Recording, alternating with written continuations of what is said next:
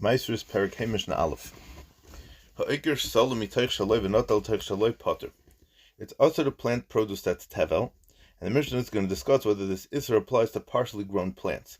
So if someone uproots young plants, Solom are young plants, like Shesulim Beves Hashem, from his field and replants them somewhere else in his own field, Potter is not mechuyev to separate maizes from the plants before he replants them. Although it's also to plant produce from which maizes have not been separated, that Isser applies only to produce that has become set for the Chi of Meiser, once it's Kavula Meiser. These plants are not yet Kavula Meiser, so they may be planted even though the Meisers were not separated. Lokach b'mechubla karka, if someone bought produce while it's still attached to the ground, Potter is not Mechuyev Meiser.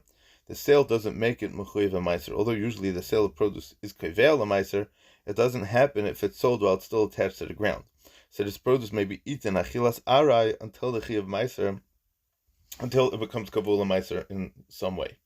Lokat l'shlech lechavere, if someone picked partially grown plants in order to send them as a gift to his friend who will replant them, part of the friend is not mechuyev to separate Meiser before he replants them. Giving produce as a gift, as a matana, is not Kavela Meiser.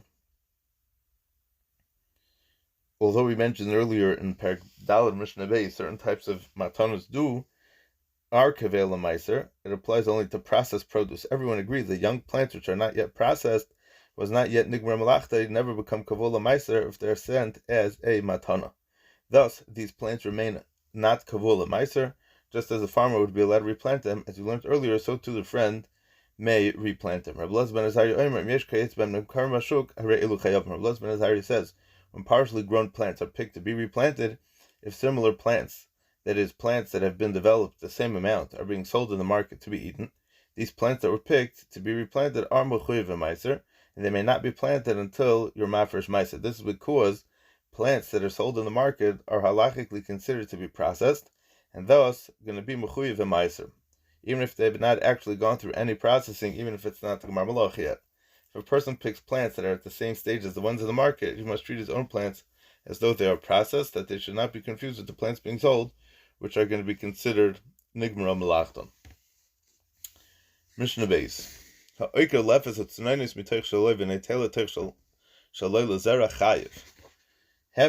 learned some cases in which a person may replant vegetables without separating meiser, the Mishnah now discusses a case where it's also to do so. It involves replanting turnips or radishes. If these vegetables are replanted after they were fully grown, they harden and become inedible, but they produce seeds that can be used to plant more turnips and radishes. So the Mishnah is going to discuss whether a person must separate maizes from these vegetables before replanting them to grow seeds. If someone uproots a turnip or radishes from his field, in order to replant them somewhere else in his field for the sake of producing seeds, he's mechuyev to separate maizes from the vegetables before replanting them, because the act of uprooting them is considered their geiron, which is making them fully processed and kavula meiser. Since these vegetables will harden and become inedible after they are replanted, the development as food is now completed when they are uprooted. Because of this, they are now considered fully kavula meiser and may not be planted until a person is mafresh meiser from them. B'tzalim, if onions were stored in an attic, misha hishrishu ba'aliyah, once they take root in the dirt floor of the attic, even though the owner did not plant them there or intend for them to take root there, they are now attached to the ground, and thus taharum l'tameh, they have now become purified from the ability to become tameh. They cannot become tameh, just as anything else that would be mechubel karka cannot become tameh. Anything that's growing from the ground cannot become tameh. If a detached plant is tameh and then it's planted in the ground, it becomes tahor. So learn from a pasuk that even a plant that takes root by itself in the dirt floor is going to be included in these halachas. The same would certainly be true if they were stored on the ground floor. The Mishnah is teaching, even though that it was stored in an attic high above the ground, they're nevertheless regarded as attached to the ground, because something connected to a structure on the ground, such as a house, is considered attached to the ground. Nafla aleim apolos ve'megulim. Hare elu kenetum basada. However, these onions are considered to be attached to the ground only with regard to hilchas tuma. Since they're growing in an unusual manner, they're not considered attached to the ground legabe any other halachas. Now the Mishnah is going to talk about a case where onions in an attic are considered to be attached to the ground with regard to other halachas. So if a building collapsed on the onions and the debris and the dirt is covering them, but their leaves remain uncovered, the onions are considered as though they were planted in a field, and they're considered to be attached to the ground with regard to all halachas. In this case, the onions are growing in a normal way. The vegetables and roots are covered with dirt, and the leaves are uncovered, and therefore they are considered to be planted in the ground, even though they are not planted b'kavana. Mishnah Gimel: Lo yimkar adam es peirosim mishabolo and sermaisus l'misha einin neman ala maisus. A person may not sell his produce that's still attached to the ground once the produce has reached the stage of maisrus to somebody who's not trusted to separate maisus properly. This is because it's usher to cause another person to sin, and it's causing a person to do an aveirus. So selling such produce, which may not be eaten until maisus are separated, to a person who may not separate maisus, will likely cause a person to be over on this. Similarly, similarly during Shemitah, a person may not sell his produce that has reached the Oynas HaMaisus l'mishu chashad al shvius, to someone who's suspected of violating Hilchos Shmita. Once produce reaches this stage, it becomes mechuyev in Shmita, and selling it to such a person will likely cause him to be chayte in a sense, and not follow Hilchos Shvius. But if some of the produce in the field ripened early and reached the stage of maisrus before the rest of the produce did, the owner removes the early ripened produce and then sells the rest of the crop to someone who is not yet trusted regarding maisrus shmita. Since the remaining produce is not yet subject to the laws of maisrus shmita, there's no problem with selling it to a person who might not keep these halachas properly. Even though this produce will eventually become mechuyev in maisrus and shmita when it ripens later, and the buyer will then violate those halachas, it's permitted to sell him the produce. The issur against causing someone to be chaytei applies only when a person provides somebody that's forbidden right now. Providing him with something that's not currently usher is not, meaning if something's not usher now, but it's going to become usher down the line, so that's not usher to give it to somebody else. Even if that thing will become forbidden at a later time, it's still not usher to give it to somebody else, which is good you say to know. I mean, right now there's no issur, so it's fine to give it to him, even though, let's say, tomorrow will become usher. It will be okay. Mishnah Dalet: Le'yimkar Adam as tivnai v'es giftoi v'es zagav l'misha einoi neman al hamaishus. The Mishnah will discuss a similar case after a person processes his wheat and presses his grapes or olives. The remaining residue, the inedible straw removed from the wheat kernels, the olive pulp, and the grape skins, still have some use and is sometimes sold. So the Mishnah will discuss the restrictions to whom it may be sold to. So Le'yimkar Adam as tivnai, a person may not sell his straw v'es giftoi, the pulp of his pressed olives, v'es zagav, the skin of his pressed grapes, l'misha einoi neman al hamaishus, so someone who's not trusted to separate maisus properly. L'haitzim me'amashkim, if the buyer intends to extract the final drops of juice from them, from the olives and the grapes, in the case of straw, to remove the few wheat kernels that are mixed in with it. If the buyer extracted the grapes or the olive oil and removed the wheat kernels from it, chayv v'maiser, so the kernels of juice are now mechuyev v'maiser. Even though the seller separated maiser from his produce before selling the straw, pressed the olives or grape skins, those maisers do not cover the juice or kernels that will be removed from the residue of the crop. Therefore, the juice or kernels must have maiser separated from them, and they may not be sold to someone who will not do so. Upater min hatruma. However, such kernels and juice are pater from truma. Sha'atarim beliba ala katan. He has in mind that he's taking truma for his entire crop, even for the stalks that were not threshed. Ba'alat stadim, and also for the grain on the sides of the pile. V'masha b'seichateven, and even for the kernels that are mixed in the straw. Similarly, in the case of olives and grapes, the truma separated by the farmer covers all the wine and oil from the crop, even the drops that will later be extracted from the olive pulp or grape skins. Since the farmer's truma already covered the extra juice and kernels, the buyer does not have to separate truma from them. Meiser, however, is different. When the seller separates meiser, he separates it only for the main part of the crop, and not from the leftovers and the grain that slips from the pile. Therefore, the buyer must separate meiser if he extracts juice or kernels from the leftovers, as the Mishnah taught earlier. The reason for this difference between truma and meiser is that meiser must be an exact amount, a tenth of the crop. Because it is, a farmer cannot separate meiser for juice and kernels that will be extracted from the crop's leftovers, because he doesn't know how much juice or kernels there will be. Truma is taken ba'omed, which is an estimation. It's not an exact amount, so therefore the truma from the main part of the crop can cover the leftovers as well, because there's no chiyuv to have it at an exact amount. In fact, the Mishnah states that you're not supposed to have it an exact amount. It's supposed to be an estimation, be'erach, something around that. Mishnah Hey, halakech sdei yarek b'Surya. If a yid buys a field of vegetables in Surya from a guy, the status of the vegetables depends on who owns them at the Oinas HaMaisros. So if the Yid bought the field before the vegetables reach the stage of Maasros Chayiv, the vegetables are Mechuyev Maasros because when they reach the stage of Maasros and the halachas of Maasros took effect, the vegetables were owned by a Yid, and Jewish owned produce in Surya is Mechuyev Maasros. What Surya? What are we talking about over here? So the Mishnah is going to deal with produce that was grown in Surya, which is the land of Aram, which was conquered and annexed to Eretz Yisrael by David HaMelech. Like the Rambam mentions in Sefer Trumas, these lands are to the northeast of Eretz Yisrael. For some halachas, they're considered like Eretz Yisrael, and for other halachas, they are not considered like Eretz Yisrael. So many times the Mishnah or the Gemara will go through a halacha and tell you what it is exactly. What the halacha is going to be, because it's not 100% like Eretz Yisrael, it's not 100% like Chutz La'aretz, so the different halachas, we have to speak out each one. Umisha bala einas ha'maisros pater. But if he bought the field after the vegetables reach the stage of maisros, the vegetables are pater from maisros because they're owned by a goy, when the halacha of maisros would have taken effect, and the produce of a goy in Syria is not mechuyev maisros. For like it kedarka v'haylech, in this case, a Jewish buyer may harvest the vegetables in his usual manner. He may allow the vegetables to continue to grow and harvest them at the usual time, even though they will continue to grow while owned by a Yid. He does not have to separate maisros because the Yid didn't own them misha bo la'oinas ha'maisros. However, he must harvest the vegetables himself. He may not hire workers to do the harvesting.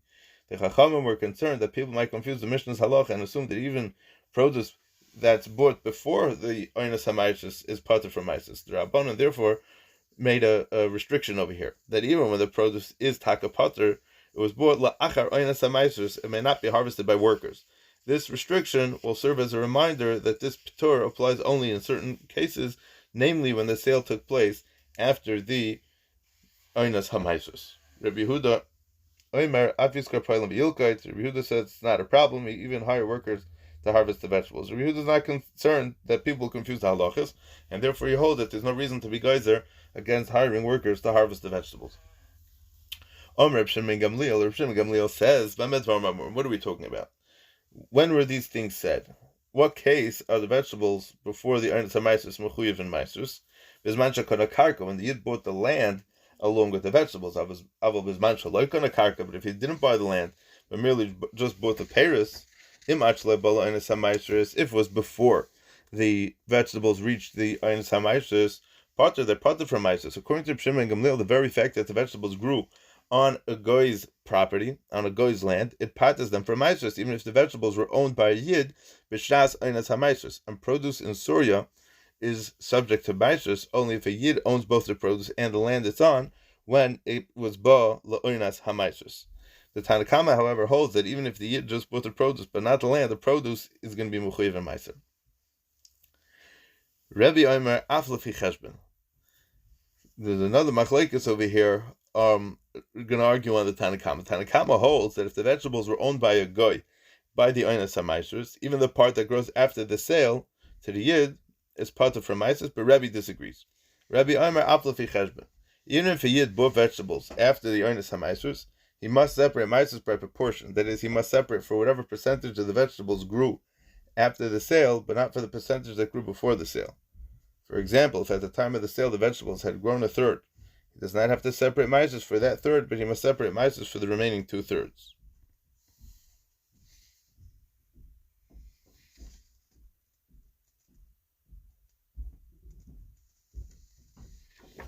Mishnah Vav. The Mishnah deals with the chiyuv of separating maisros from temet, a drink produced by soaking wine sediment in water. The sediment contains a small amount of wine, releases droplets of wine into the water, and flavors it. The resulting mixture tastes like low-quality wine. So if someone made temet and poured a measure of water onto the grape pits and the grape seeds, and allowed it to soak, and when the temet was ready, he found that the amount of temet was the same as the measure of water he originally poured in. For example, if he poured in 3 jugs of water into the sediment, it ended up with 3 jugs of temet, pater. The temet is pater from maisros since the measure of liquid didn't noticeably increase. The sediment obviously did not add a significant amount of wine to this drink. Therefore, the temet is not considered wine, but it's wine-flavored water, which is not going to be mechuyev meiser. In fact, even if the liquid increases a little, it's still considered water. The temet is considered wine only if the liquid increased to the point that the wine is 25% the total. For example, if you put 3 jugs of water and increase to 4 jugs, the extra liquid, that 25% of the total amount, is obviously all wine. Rabbi Yehuda considers the temet subject to maishus even if the liquid increased by only half a jug. Rabbi Yehuda reasons that in this case, the temet in fact contains a full jug's worth of wine.